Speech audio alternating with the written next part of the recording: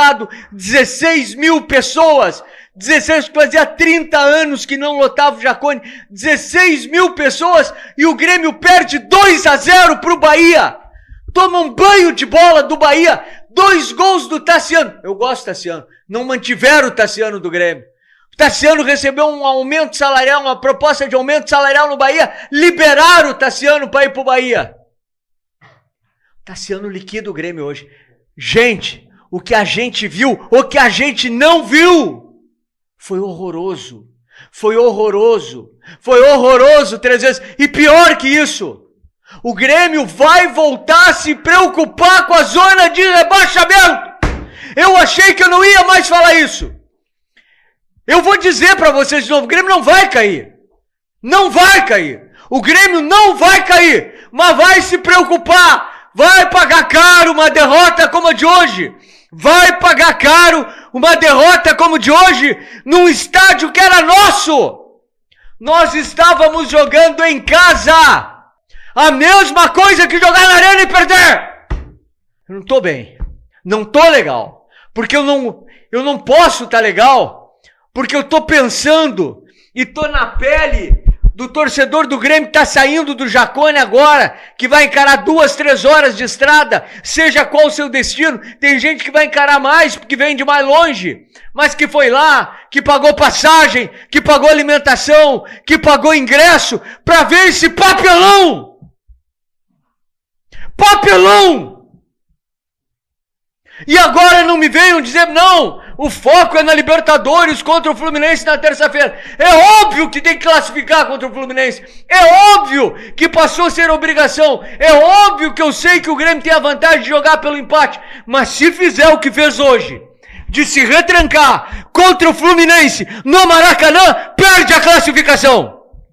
Se jogar recuado, como jogou hoje, o primeiro tempo contra o Bahia, que foi um vexame.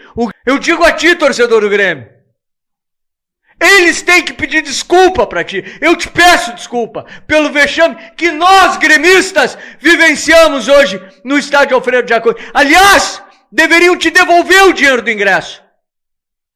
Deveriam te devolver o dinheiro do ingresso, torcedor do Grêmio. Porque tu foi para ver o Grêmio jogar, para ver o Grêmio ganhar, para o Grêmio somar pontos. O Grêmio tomou um chocolate. Perdeu por 2-0, 2 gols do Tassiano, que é bom jogador, que respeitou o Grêmio, que fez os 2 gols e disse que não ia comemorar em respeito ao Grêmio. E o Grêmio não moveu uma palha para manter o Tassiano na arena, uma palha para manter o Tassiano no grupo. Recebeu um dinheiro a mais e foi pro Bahia. A mesma coisa aconteceu com o Cuiabano. Aí hoje nós não tínhamos Cuiabano, mas tínhamos o Zé Guilherme. Aí o João Pedro não pode jogar, nós tínhamos o Fábio, que já anunciou que se aposenta no fim do ano. Podia ser agora. Já antecipa, né? Já antecipa, para ter mais tranquilidade. Gente, o Grêmio perdeu na tarde deste sábado para a equipe do Bahia por 2-0, jogando no Alfredo Jaconi para praticamente 17 mil torcedores. Quando se imagina um jogo como esse, se vê que tem sim muito o que dizer, muito o que pensar e, sobretudo, muito o que criticar. Nós começamos a verificar que o Grêmio precisa compreender algumas dificuldades. E aqui vai a crítica, o ponto crítico do jogo. E eu falo da coisa mais básica em futebol, fisicamente. O Fábio, mais uma vez, apresentou dificuldade física. O PP, fisicamente abaixo. E o Diego Costa nem se fala. O Diego Costa, que está tentando recuperar o ritmo de jogo, voltou daquela lesão longa. Um horror. Mal demais. Afundado. Mal demais. Não conseguiu em nenhum momento apresentar algo contundente. E aqui vai a grande crítica. Fisicamente, ninguém pode estar mal. Ninguém pode jogar mal fisicamente. Ninguém. Não tem nenhum Soares no grupo do Grêmio, não tem nenhum Ronaldinho Gaúcho, não tem nenhum jogador totalmente diferente que permita que ele jogue fora de forma. Isso não pode acontecer. Outros jogadores não foram tão bem. O Nathan Fernandes não foi bem, não está bem, perdeu a confiança. O Aravena se mostrou muito verde ainda. Mas essa insistência por jogadores que fisicamente não estão bem, em prol de atletas que são ascendentes e que vão estar no futuro do Grêmio, está errado. O Renato está errando nisso. E essa crítica que se faz ao Renato, ela é totalmente pertinente. É errado esse processo todo. O Renato não pode colocar nesse processo algo tão forte, tão contundente. Não pode. E ele está colocando. Ele está colocando. Ele está discutindo algo que não precisa colocar em discussão. Bota o Arezzo para jogar. Atuação deprimente, lamentável, ridícula do Grêmio em Caxias do Sul, com a derrota para o Bahia por 2-0. Mas tem coisas também muito ridículas no Grêmio que a gente tem que falar aqui. Eu não sei o que passa na cabeça da direção do Grêmio, a dificuldade que ela tem de se comunicar, a falta de humildade que ela tem de agradecer um torcedor que vai lá, quadro social, não está tendo jogo na arena, vai lá e bota o seu dinheiro no final do mês.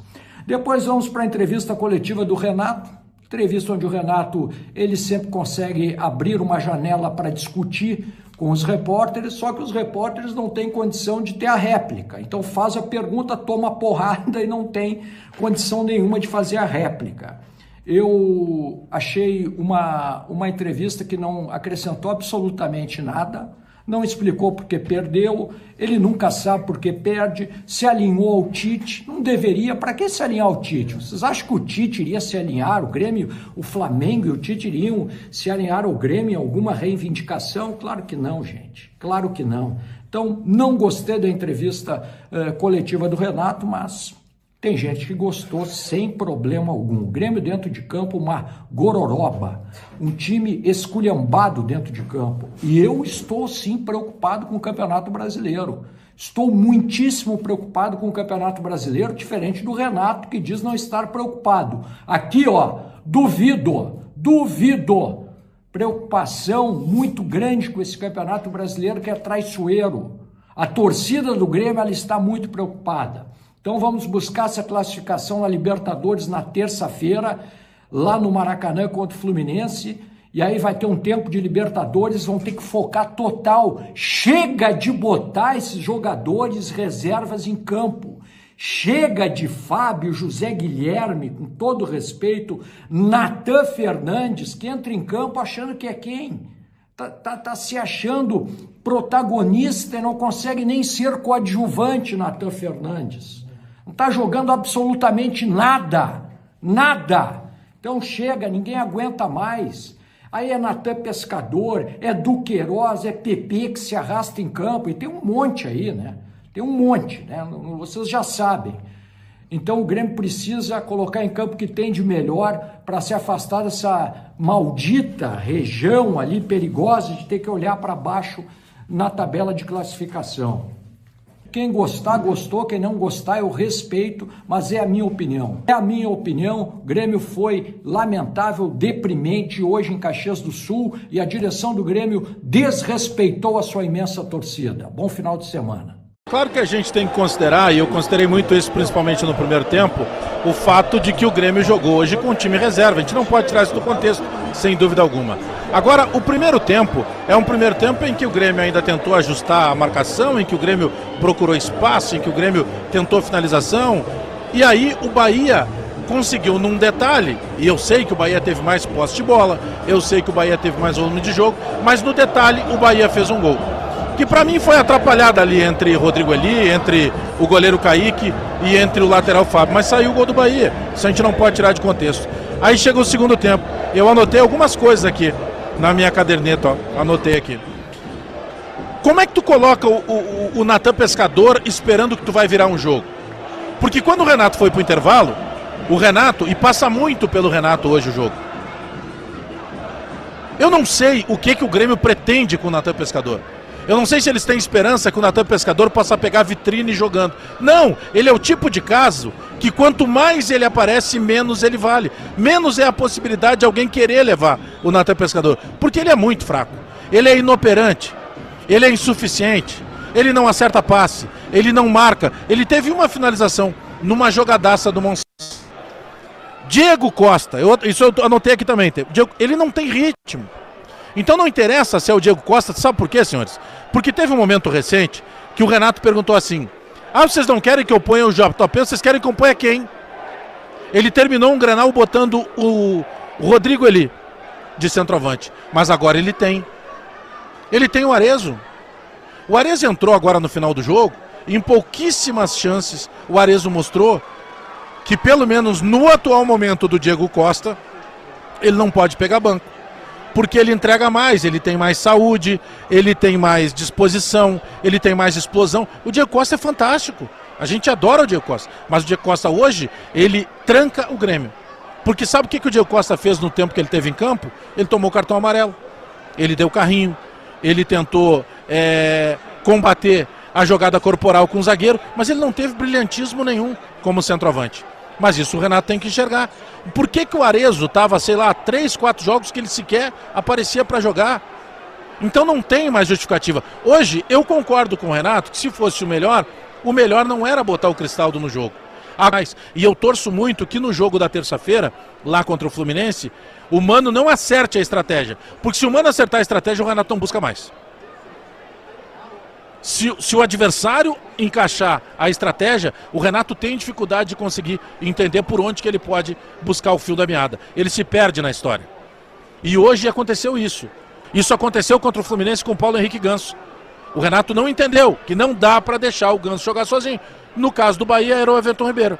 Então o Grêmio desperdiça um jogo que era completamente ganhável, para usar um termo daqui.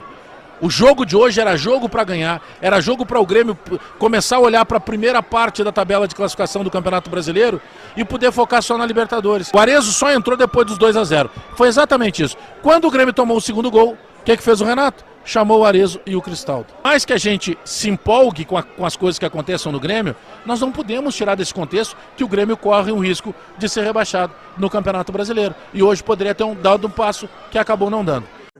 Após uma derrota do Grêmio, após aquela que a gente não esperava acontecer, tendo em vista esse time reserva aí vinha jogando bem.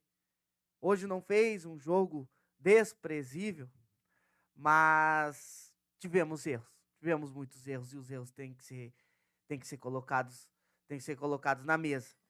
Mais uma situação que também temos que ver desviar a rota, né? Talvez devemos começar a analisar jogo a jogo. Não é qualquer jogo do Grêmio agora no Brasileirão, quando em meio a uma decisão que a gente é obrigado a escalar os reservas.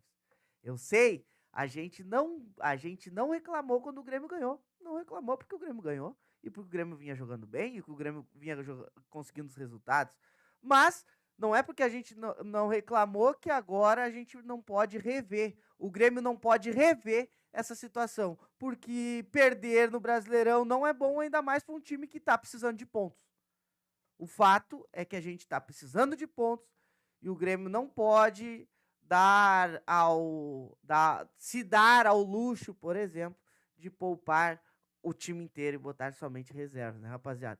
Temos muito a conversar porque esse time reserva tem muitas virtudes, tem muitas coisas boas, mas também muitas coisas ruins. Muitas pessoas, muitos jogadores que... Olha, gurizada, vamos ter que conversar.